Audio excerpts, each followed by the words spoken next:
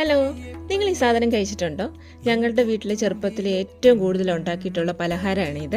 പണ്ട് ഞങ്ങൾ സ്കൂൾ വിട്ട് വരുമ്പോഴത്തേക്ക് ഞങ്ങളുടെ മുറ്റത്തെത്തുമ്പോഴത്തേക്ക് ഈ സാധനം വേകുന്നതിൻ്റെ മണം വരും കേട്ടോ. അപ്പോഴേ ഞങ്ങൾക്കറിയാം അമ്മ ഇത് ഉണ്ടാക്കിയിട്ടുണ്ട്. ഇതിൻ്റെ പേരൊന്നും എനിക്കറിയത്തില്ല, ഇപ്പോഴും അറിയത്തില്ല, ഞാനൊട്ട് ചോദിച്ചിട്ടുമില്ല കേട്ടോ. അന്ന് ഇന്നത്തെ കാലത്തെ പോലെ നമുക്ക് ഒത്തിരി വെറൈറ്റി ആയിട്ടുള്ള പലഹാരങ്ങൾ ഉണ്ടാക്കാനുള്ള സാഹചര്യങ്ങളൊന്നും അന്നില്ലായിരുന്നു. ആ സമയത്ത് ഞങ്ങൾ ഒത്തിരി കൊതിയോടെ കഴിച്ചിട്ടുള്ള സാധനമാണിത്. ഇതിൻ്റെ പേര് മടക്കിസ്ഥാൻ എന്നൊക്കെ എന്തൊക്കെയോ പറയുന്നത്, എനിക്കറിയില്ല. കോട്ടയം സൈഡിലൊക്കെ അങ്ങനെയാണ് പറയുന്നതെന്ന് തോന്നുന്നു. ഇതുണ്ടാക്കാൻ വളരെ സിമ്പിളാണ്. നമ്മൾ ഗോതമ്പ് ദോശ ഉണ്ടാക്കുന്ന പോലെ ഉണ്ടാക്കിയിട്ട് അതിലേക്ക് ശർക്കരയും തേങ്ങയും ജീരകപ്പൊടിയും കൂടെ മിക്സ് ചെയ്ത് ഫില്ലിംഗ് ഉണ്ടാക്കി ദോശയുടെ ഒരു സൈഡിൽ വെച്ചിട്ട് മടക്കണം കേട്ടോ. കുറച്ച് ഏലക്കാപ്പൊടിയും കൂടെ ഉണ്ടെങ്കിൽ നല്ലതാണ്, കുറച്ചും കൂടെ ടേസ്റ്റ് കിട്ടും. എന്നിട്ട് രണ്ട് സൈഡും എണ്ണയൊക്കെ തേച്ച് നമ്മൾ രണ്ട് സൈഡും വെന്തെടുക്കണം. അത്രേ ഉള്ളൂ ചെയ്യാനായിട്ട്.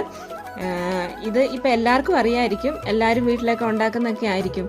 പക്ഷേങ്കിൽ ഞാൻ വീട്ടിലെ കാര്യം ഓർത്തപ്പോൾ എനിക്ക് ഉണ്ടാക്കണം തോന്നി, അപ്പോൾ നിങ്ങളെ കൂടെ കാണിച്ചു.